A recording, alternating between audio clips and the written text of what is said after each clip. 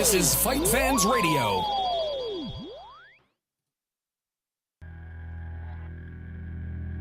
Welcome to Across the Pond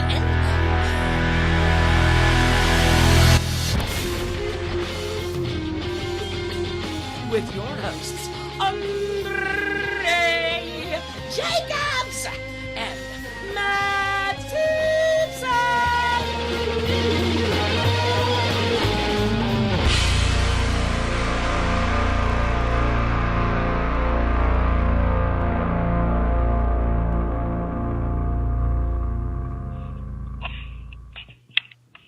Are we live? We live. Is it in order? Matt, you there? I am here. Oh, sweet. Nice to hear your voice, man. How you doing? You sounded like God for a second. I am here. Well, I kind of am like that, but no, man, I'm doing great, man. I had a pretty good weekend. My weekend was pretty lazy. I just got to lay around and hang out with my daughter, and we watched a lot of Scooby Doo. So That's kind of strange and scary and a bit crazy. But you know what kind of makes that awesome? What's that? The fact that this is Fight Fans Radio and we are Across the Pond MMA. Do you see how I did that? Did you enjoy that segue? Erica, did you enjoy the segue? Erica, did you enjoy the segue? Oh, she's going to give me dead air. She's going to give me dead air. I hate it. No, I won't give you dead air. That was awesome. Thank you. If I just say hello, Erica, just come in, man. Don't be scared. Hi.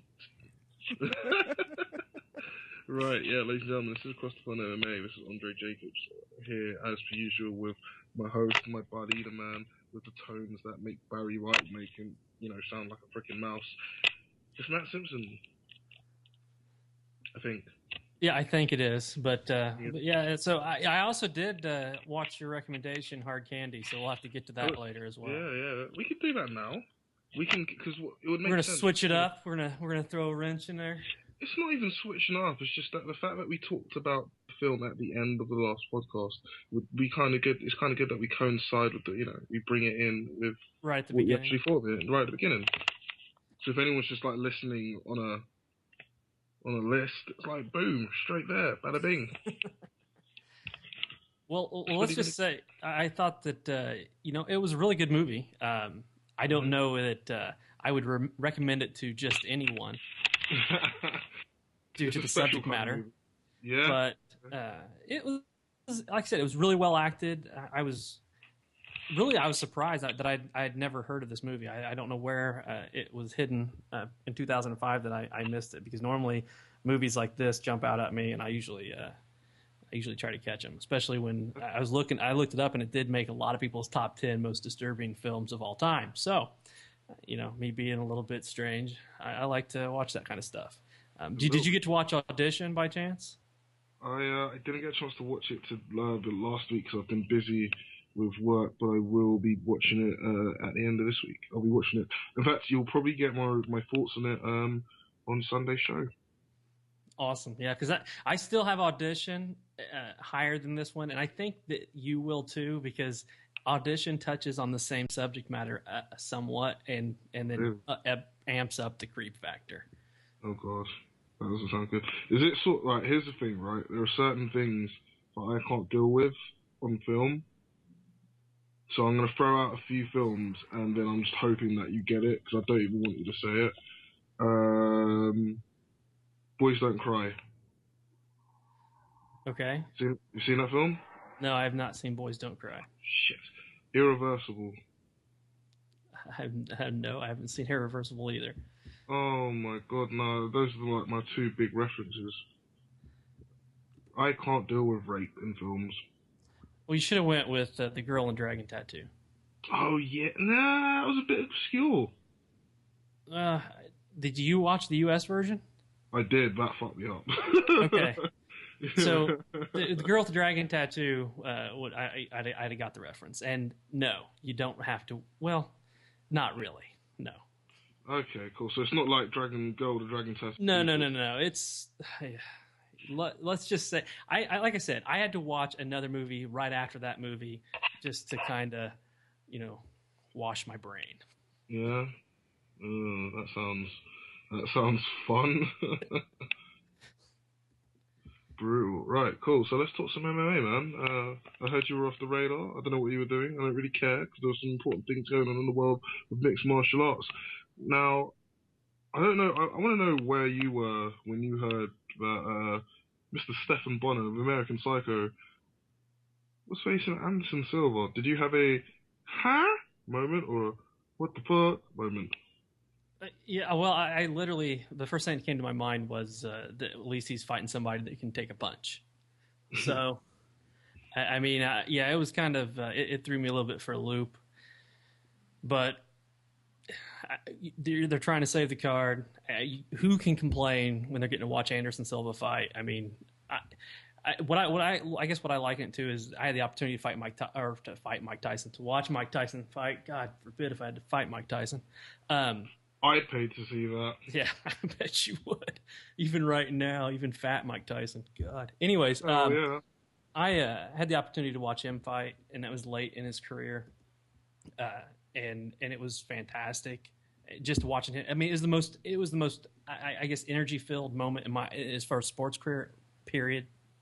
Watching him walk to the ring. I mean, my heart felt like it was going to just beat out of my chest. Were you singing along? What's that? Were you singing along to Anderson Silva?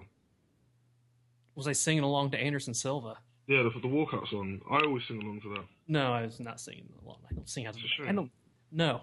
Anyways, but what I was getting at though is, I mean, the opportunity to see great guys, the greats in the ring or in the cage, it doesn't happen very often. I mean, these guys' careers, when they're once, they really make the limelight and they're giving it their best.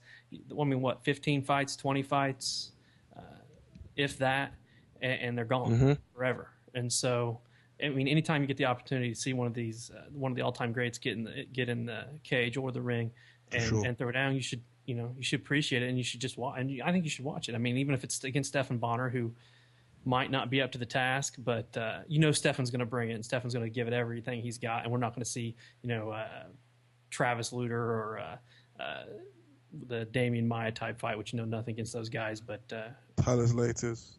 Talis Latis, that was a horrible fight. But Stephan's going to come at him, and we'll see what happens. Yeah, for sure. I woke up to that news as well, so that was doubly sort of, you know when you wake up and you see something and you go, bullshit, I'm still asleep. And I looked at my phone again, I was like, nah, I'm clearly awake, and I'm actually seeing that Anderson Silva is facing Stephan Bonner. And I have to echo everything you said, anybody who puts money on Stephan Bonner to win is a serious maverick, in my opinion. So, yeah, no, it's gonna be a fun fight. It's not the best fight ever. I don't like expect it to do gangbusters with pay-per-view buys, but it's gonna be a fight, and people want to see a fight.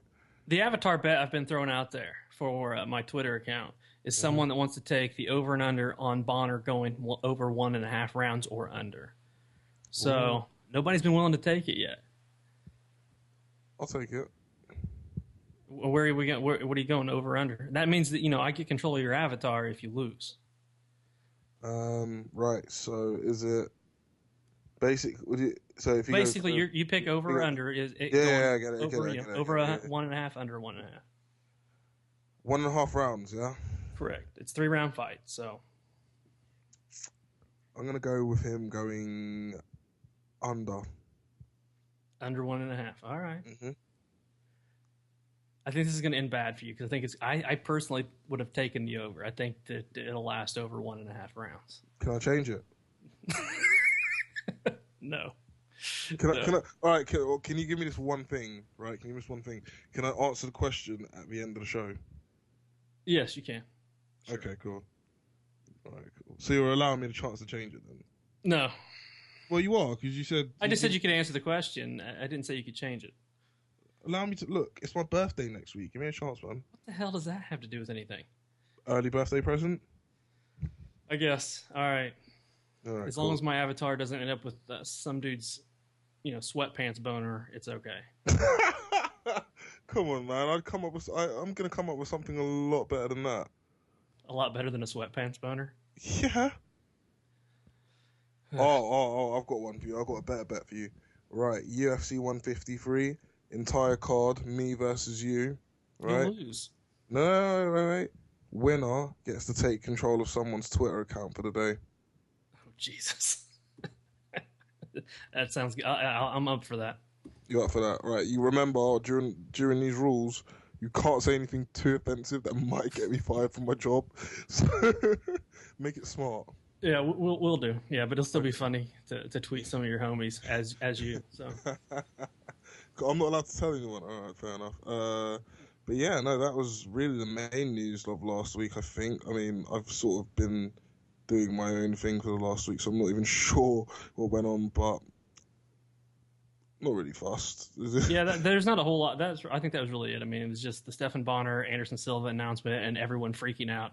One way, you had the people that think, hey, great, I get to watch Anderson Silva, and then you have the people that are like, screw this. This isn't a pay-per-view fight. He shouldn't be fighting Anderson Silva. Blah blah blah blah blah. Oh dear. Did you watch Bama?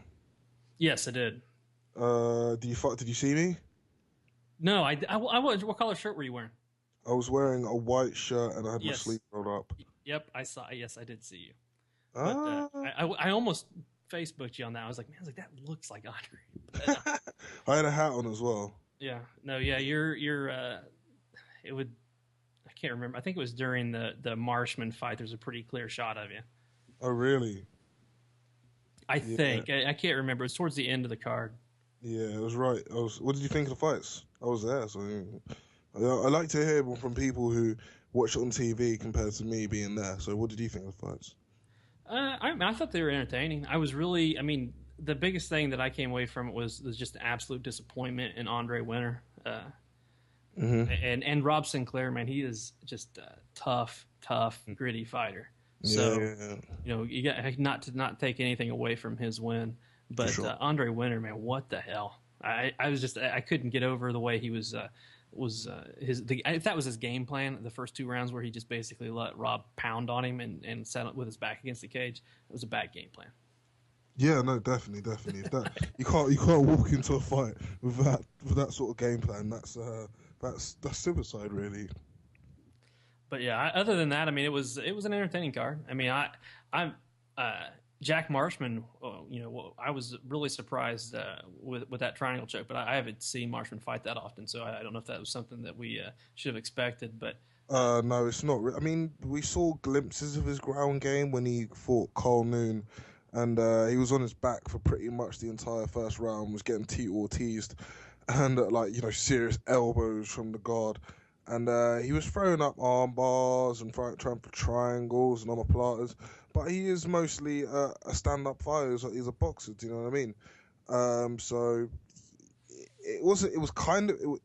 we knew he was dangerous off his back, but we didn't know that he'd be throwing up some random stuff, you know what I mean? So a good performance from him. It's a shame he lost his title anyway, but, what can you do, really? Oh yeah, I mean, if you come in overweight, that's going to happen. Yeah, for sure. He's not even a big middleweight as well. I if he wants to stay in middleweight, I would really like him to, push some more weights. Get a little bigger, man. Get to that 200-pound area and then cut the weight. It feels like he's a little bit of. When I put this outside, he could get to 170. Do you know what I mean? Like sort of Hector Lombardish. No, I could see that. But with the Jack Marshman, I mean, and your Brits, some of those guys seem to have trouble cutting weight. Is that an issue over there with just the Brits and altogether? That's just xenophobic of you, sir. No. So, some people just suck at cutting weight, I was just trying to take a stab at Paul Daly. Really didn't really. I knew what you were trying to. I know exactly what you're trying to do. I mean. So, you never know what happens in a fighter's camp. Maybe just Brits have bad luck. Oh, no, injuries and all kinds of stuff plays into it. Yeah, of course. So what'd you think of the preliminary card? I didn't get to watch any of those fights. Did anybody jump out to you? Somebody to maybe be looking out for? There was an 8-second knockout, which was absolutely brutal. It was outrageous. But they got into the center of the cage, moved around a bit, and slammed straight in the guy's face. And it's one of those knockouts where he's knocked out like midway through falling. So instead of like falling on the floor, but putting his hands down to protect him, he fell down and landed on his face, and his arse was stuck right up in the air as well. That's horrible. And his head's like holding his entire body together, and the dude like comes in at the side and punches him in the temple, and you just see his body just move. Oh, it was brutal knockout. The dude was out for about 3 minutes. 3 minutes. It was nasty. But otherwise, aside from that, yeah, actually, Tom Breese. Tom Breese is a welterweight, a 20-year-old welterweight who made his debut when he was 17 years old. He's 5-0, and I've got to say, he is. If he continues the way he's going, he's going to be a big force. Do you know what I mean? He kind of reminds me of Roy McDonald in the fact that he's a big welterweight. He's a big boy, and he's just quality. He really is a fantastic fighter. But the thing is with him that really sort of solidified my thoughts on him was that every time he fought before, he was ripping through guys. You know what I mean? Completely controlling the fight, doing a great job. And in this fight, he got taken down. And I know a lot of people say that Brits can't wrestle, but he is a junior freestyle wrestling champion in the UK, so I'm not really sure what that says. But he knows what he's doing, but he got taken down, and the guy mounted him and took his back. He was in some dangerous positions. A lot of people were thinking, well, this could be the time when, you know, this Tom Breese kid shows that he isn't as good as everyone thinks. But he managed to turn it around and get the triangle choke. All this in one round. So I'm really excited for Tom Breese. He's part of a few British talents that are coming up at the moment. Him, Luke Barnett, Tommy Maguire, who's John Maguire's brother. He's been around for a while, but he seems to be moving up a little bit more, do you know what I mean, than he used to be. Obviously, there's Michael Page, who's got that ridiculous spinning kick, and he's now with Bellator. There's Corey Tate. There's quite a few UK talents are coming up, and it was good to see a lot of them at Bama. That's awesome, man. It's like I said, it's always good to hear about the UK guys, moving up, because I personally just like to hear them talk. So I'm glad to hear that we're going to get a few more of those guys, maybe moving up into the bigger promotions. Oh yeah, definitely. I mean, Michael Page, if he continues to do what he's doing, then he's going to be fantastic. You know what I mean? And he's just so skillful, and there's a lot. Everyone seems to be getting a lot more rounded. This new generation, but are pretty much captained by the likes of John Hathaway. Bisping's pretty much the old generation. John Hathaway is part of the crew of the new generation of young British fighters who are really gonna do well, I think. Awesome. So to move on from Bama, did you get the opportunity to watch the debut of Tough? I didn't. I'm not really sad about it. I'm not really sad about it. Yeah, you shouldn't be. I mean, the debut, it was pretty standard affair. I mean, it was just the fight ends. So you had some guys that looked pretty good. You had some guys that looked like crap. And to me, you can never really tell who's definitely going to dominate out of the gate just from watching these fight ends, because you don't know what the level. I don't know half the guys that are fighting, so the level of talent, you don't know if it's really there or not. But what is there is the level of retardation that we haven't seen in quite some time in Tough, and it is definitely going the Jersey Shore route. I don't need that. I mean, if I wanted to see retardation, all I need to do is open my laptop or turn on my desktop, and World Star Hip Hop is right there for me. I'm assuming you've never been on World Star Hip Hop. No, I never been. Is that the one that has the guys that are throwing the baseball at everybody's hat, and then he pounds one off some dude's face or something like that? Yeah, there's a few of them. Okay, so I've seen a couple videos, but no, I don't get on that site. That's a great site, but well, for retardation, but No, yeah. that's pretty accurate though. I mean, if you look for if you enjoy watching Jersey Shore, or evidently, what was that site called? World Star Hip Hop. World Star Hip Hop. then you should enjoy this season of Tough. No, that's the right word. Endure.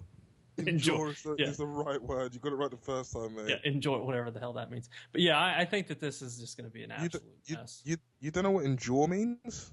No. You know, like when you're sort of forced to do something, you're enduring it. You're taking it on. It's like alright. Is there a really crappy film that you just like you had to watch once? Yeah, Resident Evil Retribution. We'll get to that in a bit. Yeah, you endured that. Do you know what I mean? That was a film that you had to sit through and watch, and you just fucking endured it, man. Yeah, you've just added a word to my vocabulary because I have never heard of endure. And Erica's like, "Are you saying endure as in enduring?" Yes, I am saying that, Erica. You are saying well, see, I thought you're saying endure with a J. No, endure. Well, I said endure with a J, so like ENJOR, which is not a word. So endure, yes. That's. I think it's your freaking your accent. You're screwing me up here. I'm screwing you up. Say the fucking word properly then. Frick, man. Endure. Yes, I have heard. Okay, so everybody out there, yes, my vocabulary does include endure, but it does not include endure, which is evidently some kind of strange. I'm saying the right word. No, I'm not taking this. I'm not taking this. We invented the bloody language, and now you're telling me how to speak. I am not happy with this situation right now. Endure. I just can't hear you saying the D. That's endure. Endure. I can't hear you saying the D. Sorry. Endure. I am going to endure. I'm going to endure this. Endure. DURE. Okay, well, I'm just saying, you know how us hillbillies in Indiana pronounce it? Endure. Hillbillies don't know what the word is. I'm enduring you right now, so I think we do. That's a fair point. Right. Okay, moving on. But yeah, Tough was an absolute crap fest, and this season looks to be just like I said, they're just worried once again about who can smash through doors and if the guy in the mohawk kills somebody. Oh, is that? Yeah, I saw the video of that. I wasn't impressed. It's like it didn't, like when I first started watching Tough, I'd see that stuff and go, oh damn, it's about to go down, and like now I see it and I'm like, well, I guess I could listen to some Beethoven. Do you know what I mean? Yeah, I just don't buy into it either anymore. I mean, because you know that most of the reality TV stuff is staged, and so oh yeah. I mean, I can't help but think there's a producer over in the corner going, all right, drink another fifth of that. Okay, now bust that bottle and threaten to kill that guy. Oh, this will get going. This will get some good pub. So yeah. Yeah, but here's the thing: when you first see that and you've never seen it before, you're literally like, damn, this is awesome. But as you grow older, you're like, man, I don't give a rat's ass about this. If I wanted to see some idiots get in a brawl, I just need to go to the pub, randomly, maybe make a pass at a girl, blame it on someone else, bada bing, bada boom. That's all I need to do. Then you see two idiots brawl for free in front of you. Not, the blooming Ultimate Fighter, which, to be honest, hasn't really had any quality talent since Bisping? Yeah, I'd say it's pretty accurate. I mean, that's Rashad was number 2, wasn't he? Yeah, that was the second one, and I would say that's pretty accurate. I mean, it's lacking talent, and it's just trying to ride the fence, and you can't ride the fence. You've got to go one way or the other. Either make the show a complete and utter asshat fest, or get some good fighters in there and try to give us a good quality show. Mm-hmm. No, definitely. I'm just, maybe it's fair enough. Erica's season 5 Grey Maynard. That is a fair point. Nate Diaz was part of that season as well. Season 4, McDanzig. Erica, when you've got something to say that pretty much destroys us, please come on the show and just say something and cut me off. Is that okay? Yes. I was going to say season 5, Grey Maynard. Although he didn't even. And so what? What season was Mac Danzig? Season 6. I'm fairly certain you're right about that. Season 6 was Mac Danzig. Okay, so Mac Danzig season 6. I'd say it probably cuts off about season 6 then, because I rate Mac Danzig.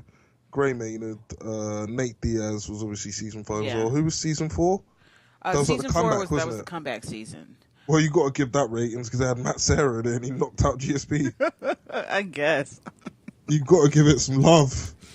Season 3 was season 3 Rashad and Bisping, or was that season 2? I thought that was season 2. I think no. Bisping was season 3. Rashad must have been season 2 because they were both winners. Remember there was a few seasons where they had 2 weight classes and 2 winners. Yeah, but Bisping fought a light heavyweight and Rashad fought a heavyweight. And season 2 was Rashad Evans, Joe Stevens. Yeah, season 3 was Bisping and Kendall Grove. Yeah. Yes. Okay. Yes. You're absolutely. Don't talk to me, women. I know my stuff. Yes, sir. But still, it's still a mixture. I mean, 'cause you had Kendall Right. Grove coming out of there, and Kendall is pretty much just shot. So, and Joe Stevenson, I mean, he had a couple decent fights, man. You know, and so Fought for the title. yes, that doesn't mean anything. Yeah, it does. No, it doesn't. Talis Slate is fought for the title. Touche, mon ami. Touche. Right. Hit me with another one. I don't want to talk about the Ultimate Fighter anymore, to be honest, because We just need to move on. It's just really bad TV. And we're going to see some dude with a mohawk going, I think we're ready man." to move on to the UFC 152, which I think everyone has been just dying to get here. This is a monster card. It's been a long time since we did a prediction. It feels like ages since we did. I don't even know if I can do predictions anymore. Right. So basically, hold on. Basically, this is how we're going to do it. Erica, are you there? Yepers. What's up? Right, so this is what I want to do right from now on, so it stops me from having to do this because I'm kind of lazy. I need you to introduce the fights, and then me and Matt will talk about them. Is that cool? That's fine with me. Give me one second. Preliminary card, please. Let me look up the card. Even though I probably should know it off the top of my head, but I don't. Yes, you should. Yes, you should have the preliminary card all the way to the main card completely memorized. Damn, Skippy. I have to actually this card only has I think 12 fights on it, so that shouldn't be a problem. Oh, son of a biscuit! That is not what I was looking for. 152 Jones versus Belfort. All right, so we start. You want to do the whole preliminary card? Facebook, FX. We'll go through the whole thing. All right, so starting off the preliminary card at 6:30 on Facebook will be Charlie Brenneman versus Kyle. I protected the Crocodile Hunter, but not very well, Noak. Erica, tell us what you think about that fight and who you think's going to win. I think Brenneman's going to probably wrestle hump this one to a decision. Mm-hmm. Matt, what you got? I have to agree. I mean, Noak, if he's able to keep it stand, Brenneman has no stand-up whatsoever. Yeah. And so if he's somehow able to defend Brenneman's takedowns, I think you'd light him up standing up. But I don't think that'll happen. I think Brenneman will get him to the ground. And, yes, it will be a dry hump fest for 3 rounds. So it's going to be a pretty horrible fight to start the card off. Yeah. Do you know what? I think I'm going to go with the Australian. I'm going to go with Noak. I just feel that he's a little bit dangerous off his back. Much better stand-up from Brenneman. If Brenneman has a potential to make it a wrestle fest, but I'm gonna go the Aussie. Okay, with the Aussie. Why are you picking Kyle Noak? Just curious. Are you picking him because he's an Aussie? British relations. Okay, fair enough. No, I'm kidding. I don't know. I'm impressed with him, and I think he'll do better at welterweight than he did at 185. Because to be honest, he was a very small middleweight. Even though he destroyed Chris Camozzi that time. Right. That one time. That one time in Bandcamp. When I destroyed Chris Camozzi. All right, the next fight on the card is Mitch Gannon versus Walel Watson. But can I just say that sounded like the fakest laugh ever? In the sense it was like, right, next prediction. This guy's not making any funny jokes. Oh, you're so hilarious, dickhead. All right, I will no longer disguise it with a fake laugh. I will actually. Oh my god, it was a fake laugh. Oh, I'm so heartbroken. I Who were mean, you saying? Wallell Watson and then Mitch Gagnon. Oh damn! Matt, Erica, you go first. Ladies first. oh wow, I don't even know. I'll pick Wallow Watson just because I like the alliteration in his name. Oh wow. Oh wow, ladies and gentlemen, we have a sports fan with us. I mean, another guy has really made any kind of impression on the UFC or fans, obviously. So I think Wallow Watson shows some really interesting stand-up, and I don't know much about Mitch. How do you say that? Is it Gagnon? Gagnon. Hell, it's freaking Canadian. I can't say it. Andre, go ahead and butcher it for us. It's actually French, and it's Gagnon. So I was saying it right. Gagnon. No, Gagnon. Gagnon. I like it. That was the funniest thing I've ever heard in my entire life. All right, let's move. Let's get on with this. I'm gonna go with. I'm gonna go with Wallow Watson. Pretty much. That's. I don't really care, to be honest. Yeah, I don't really think that a whole lot of people will care who wins this fight. I mean, Wallow Watson is extremely tall for bantamweights, and he's got decent striking. That's it. I'm extremely tall for a fat person. Doesn't mean I'm gonna beat a midget up. Do you know that's what I right. mean? So that's why I'm going with Mitch. I think his grappling, he'll get Wallow down on the ground. He'll get past his striking, and he'll win yet another boring fight on this card. Which after this, I think that the boring fights will stop. But this fight, I think Gagnon's going to get a UD over Watson. Oh, ye of little faith. Fair enough. Apparently somebody doesn't like the alliteration. Seth Brzezinski versus Simeon Thoresen. Oh, it's about to go down in this fight. Right. Erica. I got Brzezinski in this one. Mm-hmm. I think he has improved greatly since when he was on The Ultimate Fighter. Okay. He shows that he's developed some solid technique. That he is very tenacious. He's got a decent ground game. He can hurt somebody on the feet. You're just gonna repeat everything I say. I'm basically just doing like the hip hop quotes after the lyrics, but it ad lib. So whenever you talk, I'm just gonna ad lib right behind you, like I'm Jim Jones. This is like my dream. Like I want to have a conversation and have Jim Jones ad lib my entire conversation. So I'm gonna do that for you because I love you to pieces. Now carry on. That's it. That's it. Damn. Matt, hit me. Well, I like Seth Brzezinski too. I mean, for everything that she said, I mean, he's really a scrappy fighter. He's gritty. He's shown that he's really an all-around fighter. I mean, he's got good ground game, got a good ground game, good sub defense, and he's got decent stand-up.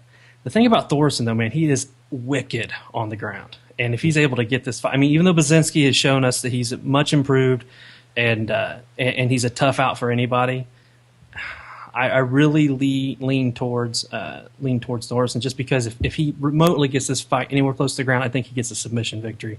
I don't think that Brzezinski's ground game is on the level of Thoresen. So I'm going to go with Thoresen on this, even though I think that I don't know if Thoresen's even favored in this fight because, like you said, Seth has looked really impressive as of late, and Simeon's stand-up is somewhat questionable. But I'm going with Thoresen. Yeah, you know what? I'm going to go with Thoresen as well. I think pretty much for everything that Matt said, I can't help but agree more. I mean, any man that has a fight with John Maguire and actually wins, I'm going to give him some serious props because I know how tough John Maguire is. So I'm going to go with Simeon Thoresen. Next on the card would be Marcus Brimage versus Jim Hettis. Hettis. Right. Erica first. Go. Let's go.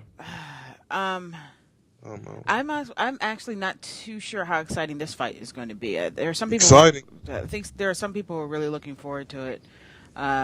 Really.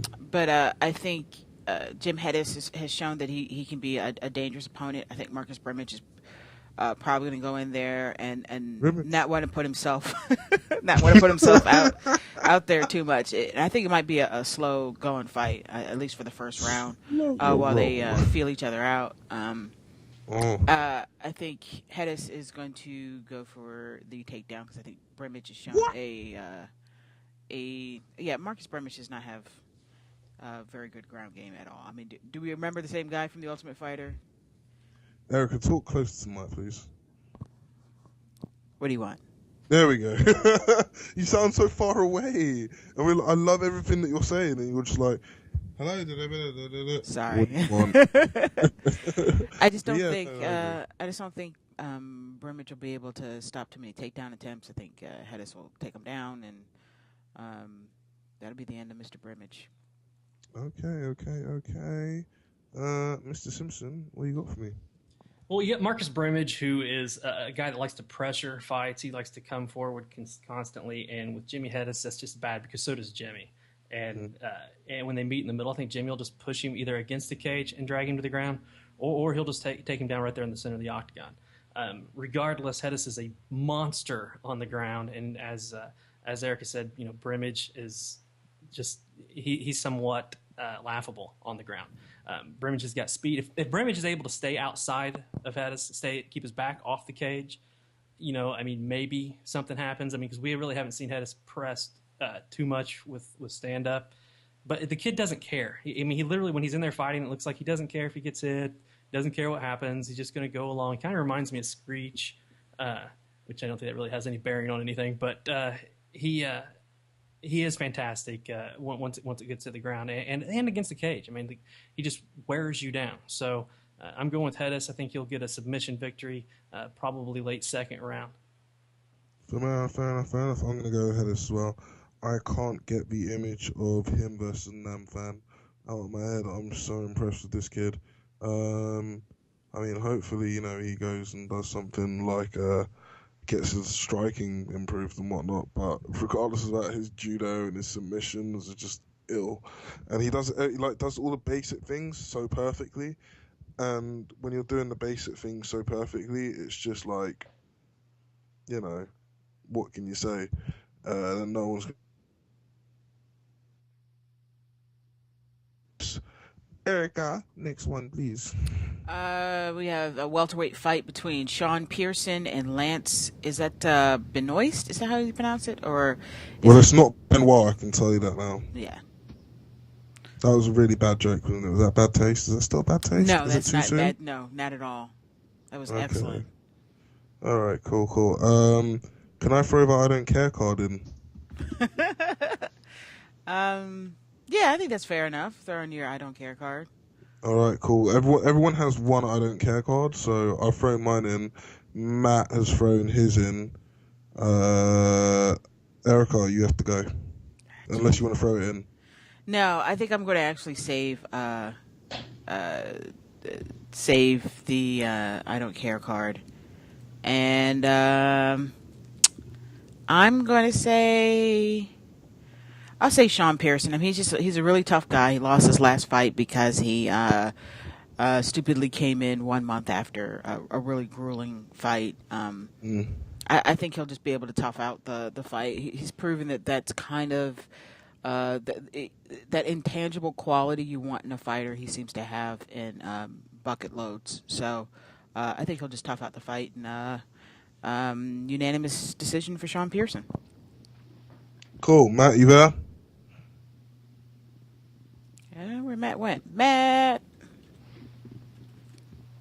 Oh, dear. Oh, he's gone all quiet. Right, I think we've got Matt a little bit on the internet bad side. So basically, Erica, can you put on a song and then an Eyes on Fire song and re-up Matthew? Is that cool? Well, he can do that himself. He just needs to hang up and call us back again. Oh, tremendous! Right, so we can just talk about stuff. How are you? How are you? I'm fine. How you doing? Funny. That's funny. The next fight on the card, we can at least start talking about it. All right, cool. The next fight on the card is Evan Dunham versus TJ Grant. I think this fight is going to be nothing but fireworks from beginning. Exciting. So why don't you go first this time, my friend? Evan Dunham or TJ Grant? Oh, that's so hard. That's such a hard one. I personally think this is going to be a fight of the night. It's going to be very difficult to tell. Both. I mean, I was so impressed with TJ Grant in his last fight. He showed everything. He was basically the definition of a mixed martial artist. He had very good striking. He took the fight to the floor whenever he wanted it to. And he was constantly searching for submissions. He just attacks. So, really looking forward to this fight. I just think Evan Dunham is a little bit too tall for him, and I think he's gonna be able to use that to his advantage and search for the jab and get the kicks in and whatnot. But if TJ Grant is able to get inside, this could be a really good fight. Yeah, I have to agree with you here. I really think that I think Evan Dunham is going to be a little bit too big. I think he's going to be a little bit too strong. I don't think that Evan Dunham is better than TJ Grant on the ground, but I think if we averaged out both stand-up and ground, I think Evan Dunham would come out slightly on top. I think he has just not that his stand-up game is technically the most proficient thing, but he has a very distinct style he likes to use. He's very good at it. He's been very successful at it for the most part. I think he's just going to be a little too tough for TJ Grant. I think TJ Grant's going to throw everything he has at him and still not be able to finish him, and then just kind of not know what to do from that point on. How are you enjoying being a part of the radio show? Are you feeling a bit nervous? Who, me? Please. It's good. I respect that. Please. I don't know what's going on with Matt. I'm going to try and bring him back on. I'm going to try and bring him back on. Matt, are you on? Oh, here he's back online. Matt, are you with us? No, not yet. He's connecting to us. Okay. Matt, are you with us? Hey, we're live. Might as well talk about the next fight. What's the one for you? I think Matt is here. Matt, you there? Matt is back, hopefully. Awesome. So Did you say Matt is black? Because I can tell you now Matt that is not black, true. not back. Okay, where did we leave off? If you want to give your prediction for Lance Benoist and Sean Pearson, your boy over here decided to throw in his I don't care card. I picked Sean Pearson just based on the fact that he's just a really tough guy, and I think his last loss was a fluke because it was on such short notice and he had such a tough fight a month before. But I think that Sean Pearson has enough in the basket that he could probably drag this out for Lance and get a decision win. Okay, yeah, Sean Pearson is absolutely he is a tough guy, grinder. But Lance Benoist, man, he's young. He's got great sweeps from the bottom if Sean gets him down, and his stand up is nothing to be ashamed of. I mean, he's got solid stand up, and the kid's constantly improving. He had a loss, I believe. His recent loss was Seth Baczynski. Yes, it was. Who we talked about earlier, who we discussed as a really tough fighter, and I think that loss is going to just improve this kid even more, along with more time in the gym. I'm actually going with Lance Benoist in this. I think that he's going to be able to take out Sean Pearson, which it will be a tough task. I mean, I would not be surprised to see Sean Pearson win this fight, but I think this fight will actually be a pretty entertaining fight. So I can't believe Andre is just wanting to call it a wash. Yeah, I don't know how. I mean, Pearson, for the most part, tends to be in entertaining fights. His last fight, an exception. I don't know. I'll see, man. Lance Benoist does not stand out in my mind at all. But a lot of these, a lot of times, and this is going to sound awful, a lot of times these white guys all look the same to me until they do something that makes them stand out. Like they had to do something really special. They all kind of like blend together in my head with the same haircut, the same tattoos, and the same shorts. So, Racist. No, it's quite possible. I will not deny that. Possibly a bit racist of me, saying all white dudes look the same to me. Matt is still breaking up. That's not cool. I'm trying to work through it though. Technical difficulties they have. Oh dear. Right. What are your thoughts on TJ Grant versus Evan Dunham, Matt? TJ Grant. I think this is actually going to be a really entertaining fight, man. TJ Grant has really looked impressive in his last couple fights. Evan Dunham has always looked impressive. Dunham, slick stand-up, great ground game. TJ Grant, more of a workman's type stand-up game. He also has a really, really solid ground game. I'm actually going with an upset here. I'm going with TJ Grant, which not very many people are probably going to do. But I just really like what I've seen from TJ. And I don't think that he's a guy that even if Evan comes and hurts him, he's got a really strong mind for the fight game. He'll work through it, and I think he'll end up pulling out the win. I think it'll be a split decision. Wow. Alrighty. We couldn't have been more on opposite sides of that fight, could we have? No, not really. No, not really. Pretty interesting. Next one. Erica, what we got? Hold on a sec. I lost my page, son. Oh. And I don't even know off the top of my head. This is what Wikipedia is for. I really do feel like I should know these off the top of my head. Call me crazy. Feel like I should know them off the top of my head. I thought you were going to say call me maybe. I was like, hell no. Call me maybe. No, that's Carly okay. Rae Jepsen. Vinny Magalhães versus Igor Pokrajic. versus Igor. We're going to call him Igor. You can call him Igor. I'm calling him Igor. Igor. How New York of you? Igor. Igor. So what do you think of the fight, my friend? I think Vinny Magalhães is gonna take him down and sub him real quick. I'm telling you now. When he fought before, I don't think he really took the sport seriously. I think now, obviously, spending time with the M1 Global, he takes the sport seriously. He's training in all aspects, not just jiu-jitsu. So I'm gonna go Vinny Magalhães. Erica, who you got? I'm going with Vinny. Vinny. Why? Yeah. Same reasons, man. I think he's matured as a fighter. Go ahead, Matt. No, I mean, with what you guys are saying, I mean, is exactly right. Vinny has looked fantastic in an M1.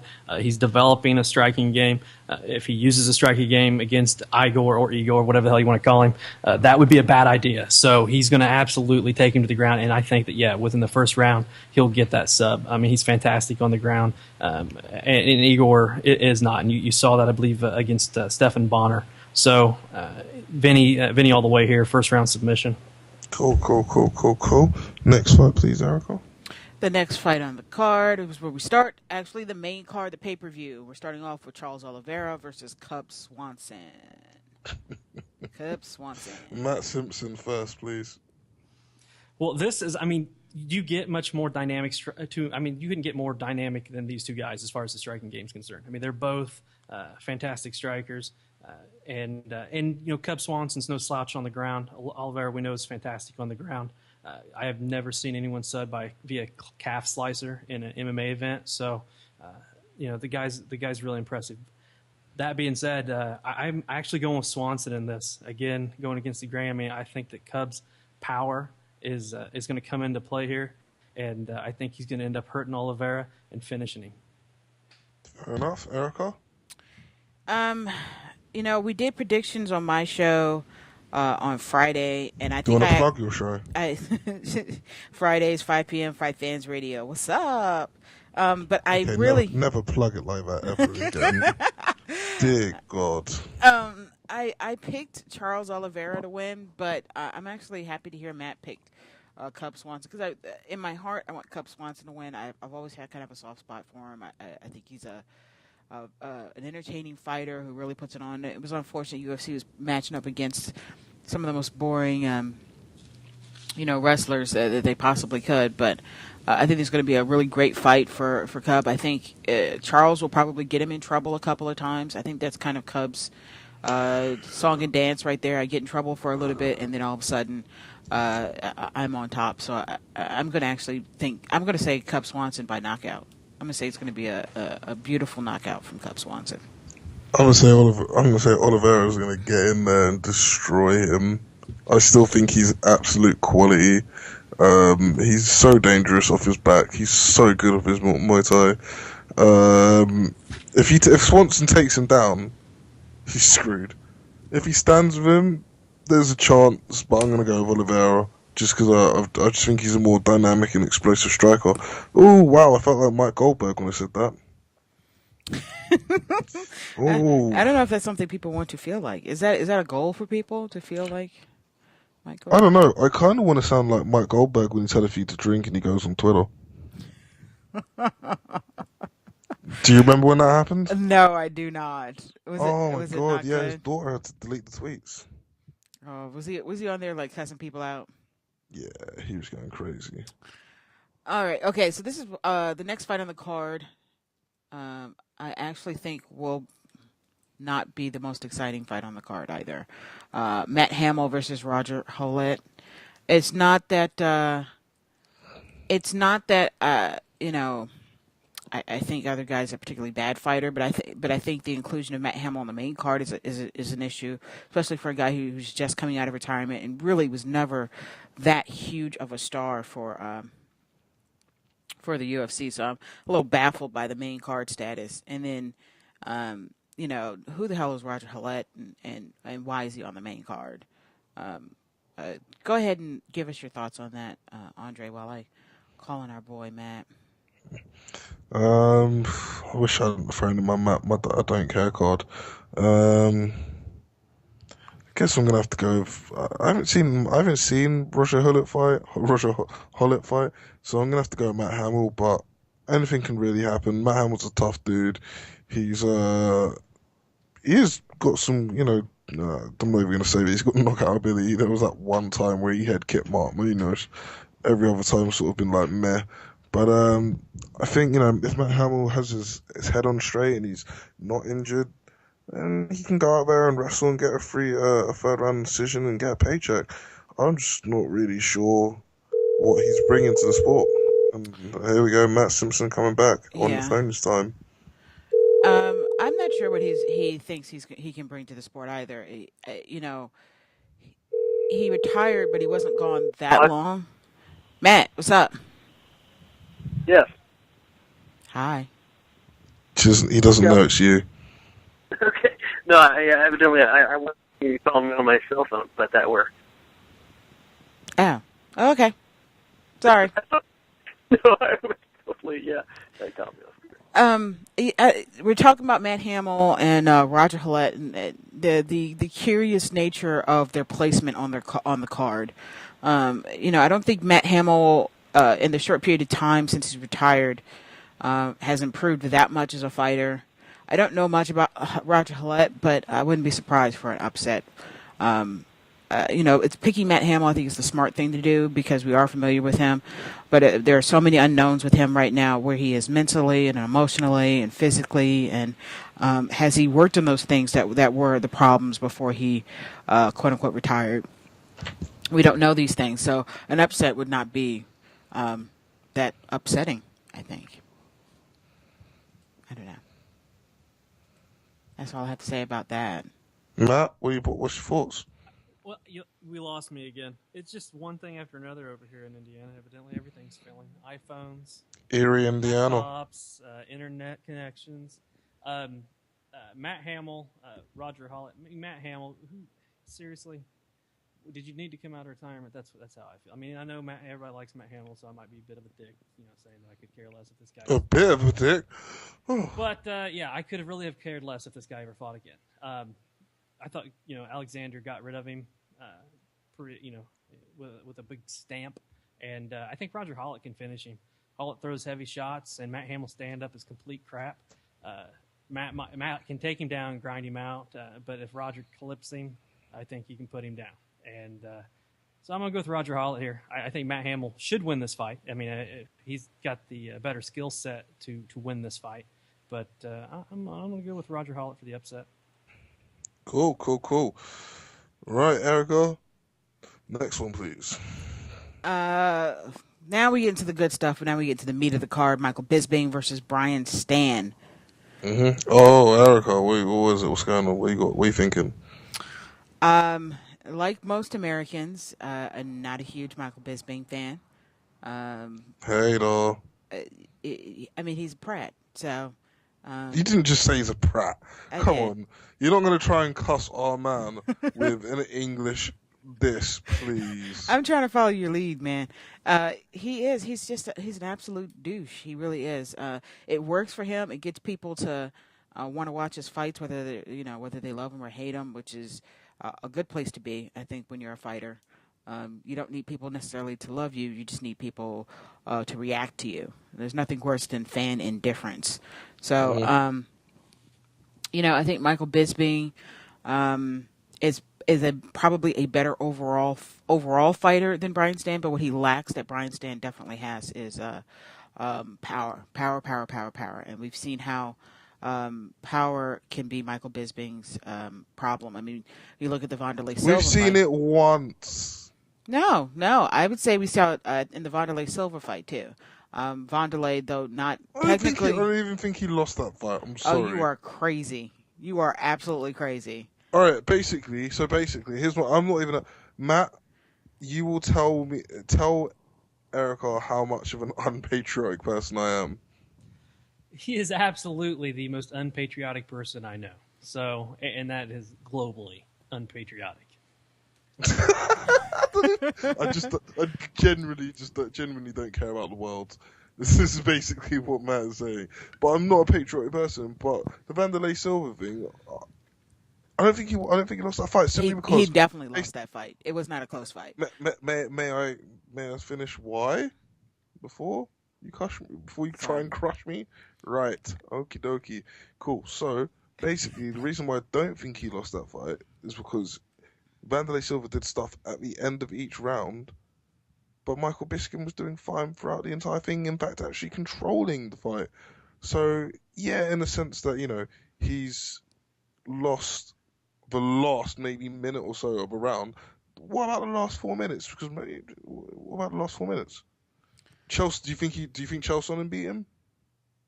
No, I thought Michael Bisping won that fight. Oh, it's the same sort of thing.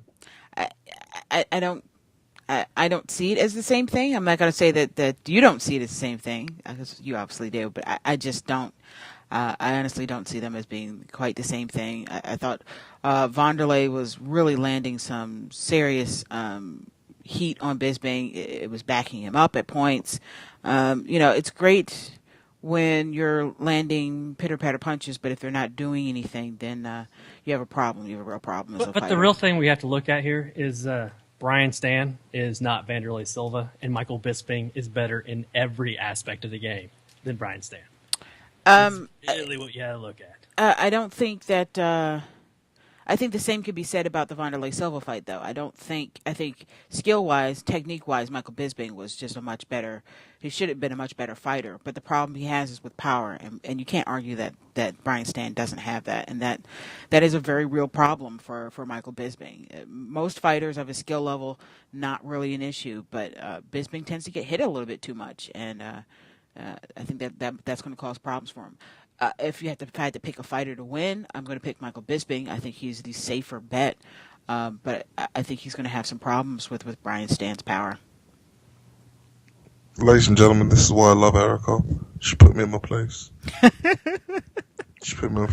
could feel the anger rising from her as well, and I was like, yo, please. Relax. I'm not angry at all. Yo, relax. Let me talk first before you start going after me. Bisping. Relax, Erica. No. She jumped straight in. So, that's why I love Erica. And that's why she's here. She keeps me and Matt in check. So, has everyone made their picks? Everyone good? I'm not even sure. Basically, I'm going to say I'm going to go with Bisping. Matt's going to go with Bisping. And Erica's going to go with Bisping. Am I right? Yeah. This. I mean, I think you have to pick Bisping if you look at it objectively on paper. Well, I mean, his wrestling alone should win him the fight. I mean, Stan his wrestling is not, his takedown defense is garbage. So if Michael wants to put him on his back, he'll be able to. That's how I look at it. I think that's how he'll win the fight is just by putting Brian on his back. Just take a page out of Chael's book. So you think this is going to be, he's going to resort to this just kind of being like a boring fight? It's No, I think he's going to ground and pound him. I think he's going to pound him out. That's what I think will happen. Oh, wow. Yep, I think it's going to happen. Okay. Right, on to the third one. Who you got? I believe it's Joseph Benavidez as Demetrius Johnson for the UFC flyweight title. The time to crown the first flyweight champion. Who you got? Erica, talk to me. Oh, I definitely have Joseph Benavidez. I think his wrestling is just going to be.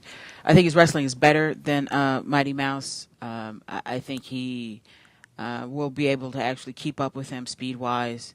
And I think what Benavidez is going to do is going to come in. He's going to be able to chase down Mighty Mouse. I think he's going to be able to take him down. And I think he'll either submit him or just beat the piss out of him on the ground. Mr. Simpson? I think that I think Joseph Benavidez will handle this fight pretty easily. I think that Demetrius will do what he does, which is try to jump in and jump out, and Joseph will just, like Eric had said, he'll chase him down. And I wouldn't be surprised if he lands a big shot and hurts Demetrius and finishes the fight. Right. And that's the direction I'm going with. Since it's a 5-round fight, I'm going with a 4th-round TKO via Joseph Benavidez. I mean, he's got so much power that he's brought down to flyweight. Anybody that gets in the cage with him is going to be in danger of getting knocked out. Cool. Right, I'm going to go with Demetrius Johnson.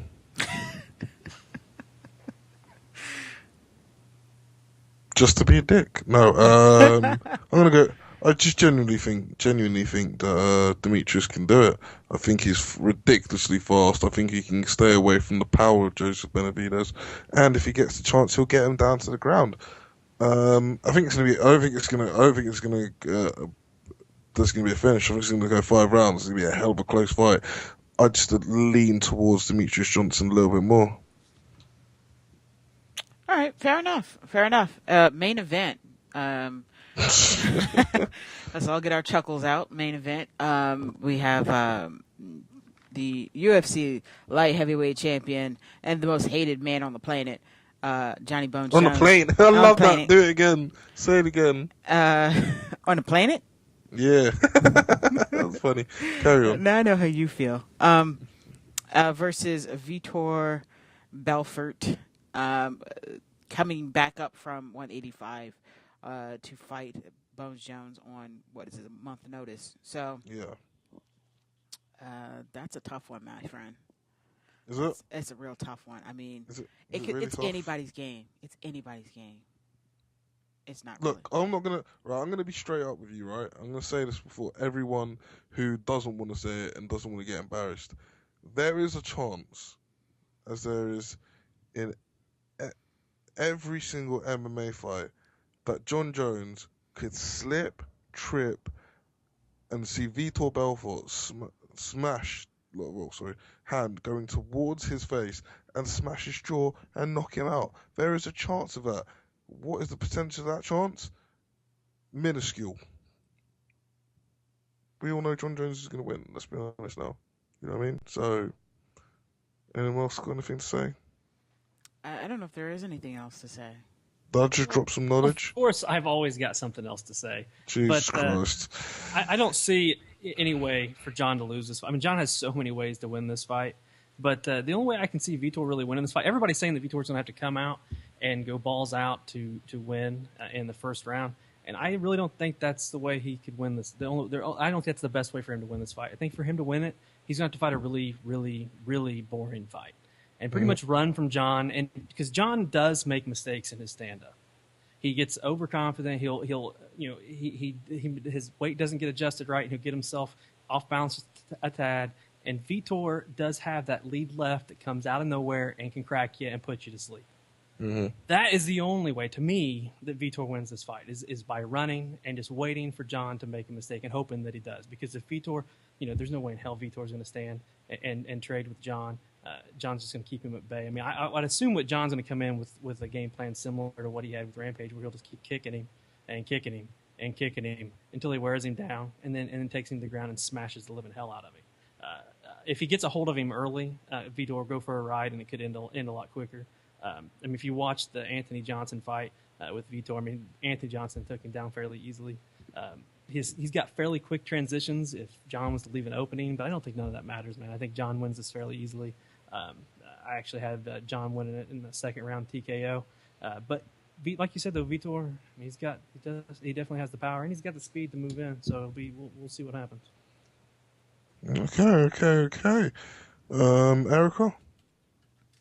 I don't know if I can add anything to what Matt said. I think he said it all. I think Jones wins this fight unless the Holy Spirit himself comes down and throws a banana peel on the mat. Well, apparently John Jones said that God doesn't have a favourite, so it's not going to happen. Right, yeah. I suppose that's it. What's up? No, I'm playing. What we got entertainment wise? Has anyone seen the Sons of Anarchy premiere? Yes. Oh, absolutely. Oh yeah. Oh, God damn, that was painful to watch. In the best possible way. Oh, okay. I'm about to say. All right.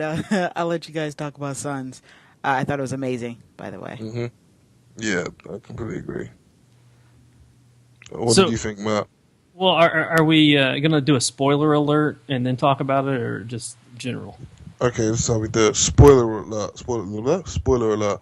5, 4, 3, 2, 1. If you're listening in now and you're still listening, you're an idiot. Do talk, sir. Well, my two favorite characters on Sons is Tig and the Irishman, who I can never remember his name. And so the fact that Tig is now going to be on a full-on rampage, I cannot wait to see what he does. He's not Irish. No, not Tig. No. The dude you're thinking of, he's not Irish. He's Scottish. Scottish. Okay, yeah, Scottish. Whatever. It's the same thing to us Americans. Okay. But those are my two favorite characters. And so, and seeing Tig, go absolutely berserk is going to be great, even though it was at the cost of him losing his druggy daughter. Oh, that was horrible. It was too horrible. It was just absolutely just disgusting. So, that was, but like I said, it's going to make for a very interesting season. Yeah, indeed. I'm really, really looking forward to it. Erica, what did you think? I thought it was exactly how they needed to start the new season. It's been a while since the last season, and these types of shows where they have relatively short seasons, and they try to pack a whole lot into each episode, and it is such a character-driven series. They did a great job starting it off. A little shock value to start you off. I thought they did a good job of kind of leaving enough clues for people who may or may not remember exactly what happened that into the last season. And I watched with my brother, who's probably only seen a few episodes, but I felt like he was able to kind of catch on really quick to what was going on. He was invested in the characters immediately, which they do. That is their strength right there. Any show that's a top 10 show nowadays, it's a character-driven show that really allows you to get drawn in by their characters, and everybody was, I thought, fantastic. I agree with you. I think the take on a rampage is going to be interesting. I'm kind of caught in between, though, Matt. If you had to pick a side, although I don't think either side is right, but if you had to pick a side, whose side would you be on? See, actually, can I just say something before you say that? Right? I was speaking to someone about this, and they were like, "Oh, I'd pick Tig's side. I'd pick Tig's side. I'd go with Pope." Yeah, I would go with Pope. I love Tig. Pope didn't. What happened to Pope's daughter, shouldn't have happened. So, but what Pope did to Tig's daughter, he could have just put a bullet in her head. That was pretty horrific. Yeah, so, burning to death is probably one of the absolute worst. I think that kind of evens it out. The demented, horrific way he put his daughter down. I think they're both on about the same playing field. He could have just done it quick, put a bullet in her head, but he didn't. He doused her in gasoline and then burned her alive. Now that you say that, it's a hard one. You know what I mean? Yeah, I can see both sides, but Tig is still, like I said, I like Tig, so Tig going crazy, and I don't think his anger is going to be just directed at Pope. It's going back at the son. So yeah, I think he's going to go straight after every single person, and I think he's going to go after, and now I forgot his name, Ron Perlman's character. Oh, Oh wow.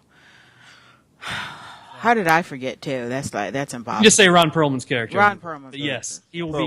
he'll be going after everybody and anybody he thought was involved. So that's I don't think that there's anybody that's going to escape his wrath.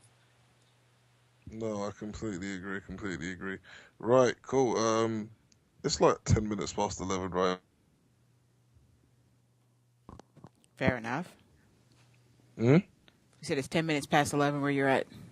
No, and I'm tired. So is there anything we're missing that we should be talking about? Oh, of course, Resident Evil Retribution. Talk to me, Mr. Simpson.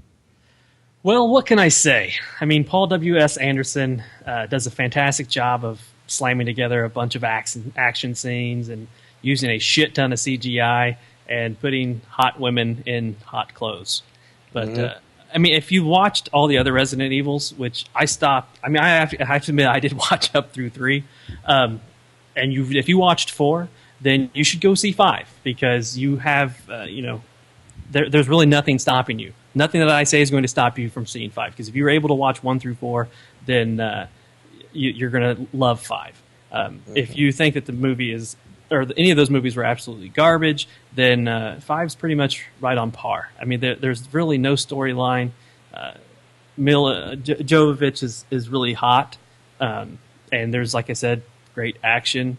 It just completely destroys the Resident Evil franchise, which I think is a fantastic franchise as far as video games are concerned. And they're able to put together great stories for the video games, but they've never been able to figure that out when it comes to the big screen.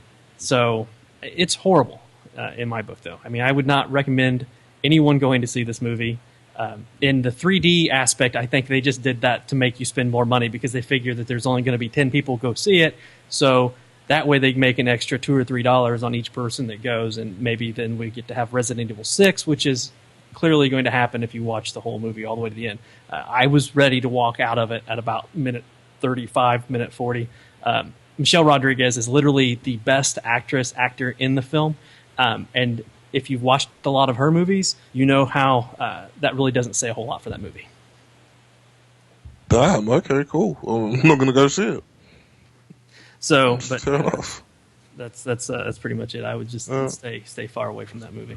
All right, cool. So, what are you watching this weekend? This weekend, I believe I'm going to be watching the. Now, my brain's not working. Dread 3D. There we go. Dread 3D will be this week's movie, which I had thought was going to be complete shit, but evidently I haven't read any. I don't read the reviews, but I look at what the Rotten Tomato score is, and Tomatoes got it like 91% after 40 or some reviews. So, well, it's been out for a while. I'm pretty sure. I think it's been out for a while in the UK. Yeah, that's why I asked you a while back if it had, because there was a ton of UK critics reviewing it like a week and a half, something like that. So evidently I'm in for a treat. So which would be good because I just cannot get through these movies as of late. They're horrible. They've been absolutely horrible. Fair enough. Cool. Are we missing anything? I don't think we're missing anything. Pick up the Gallows album if you like punk rock. That's what I did. It's really good. It's called Gallows by Gallows. So pick that up. And who would you like to thank, Mr. Simpson? Well, as always, everybody that downloads, listens to the show live, thanks for listening in. Thanks to Erica for producing the show. And thanks to you, Andre, for being my host with the most. There you go. From the... That's what she said. Thanks to Erica. Thanks to Matt. Shout out to FightFans Radio. Shout out to the yumyum.net.